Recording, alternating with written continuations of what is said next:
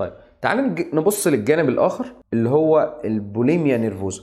بوليميا نيرفوزا ده بيقسموه لشكلين. بوليميا ده يعني الترجيع العصبي، ده بيقسموه لمرحلتين. مرحله اسمها مرحلتين ورا بعض على طول في نفس الوقت في نفس الوجبه يعني. مرحله اسمها البنج ومرحله اسمها البرج. بنج يعني الشراهه في الاكل، برج يعني التطهير. فبالتالي احنا بنقعد ناكل، فتلاقي واحده اتسحبت وخدت اكل كتير وراحت تاكل لوحدها، كلت كتير جدا كميات كبيره، فحست بالندم، شراهه، مش قادره تمسك نفسها، اكل بتحب الاكل فحست بالندم، فتعمل ايه؟ تقوم حاطه صباعها في بقها، تقوم جايبه كل اللي في بطنها. تمام. فبالتالي المشكله دي بتبقى مرتبطه ان ايه؟ بالاكل ان سيكريت. هتلاقيه عايز يستخبى ياكل لوحده، هتلاقيه بيختفي عن الناس شويه، هتلاقيه مش عايز يقعد مع الناس، هتلاقيه وزنه مش مناسب لحالته. يعني انت بتاكل اكل كتير قوي، ازاي وزنك كده ما بتخنش؟ ازاي؟ ما هو عشان بيروح يرجع في البيت او بيرجع بعد الوجبه يعني، فما بيستفدش من الوجبه. فبالتالي دول مشاكل صحيه نفسيه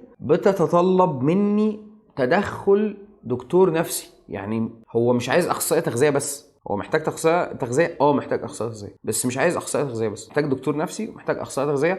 ولو حصل اي مشاكل صحيه نتجت عن عدم الاكل او الترجيع الشديد ده،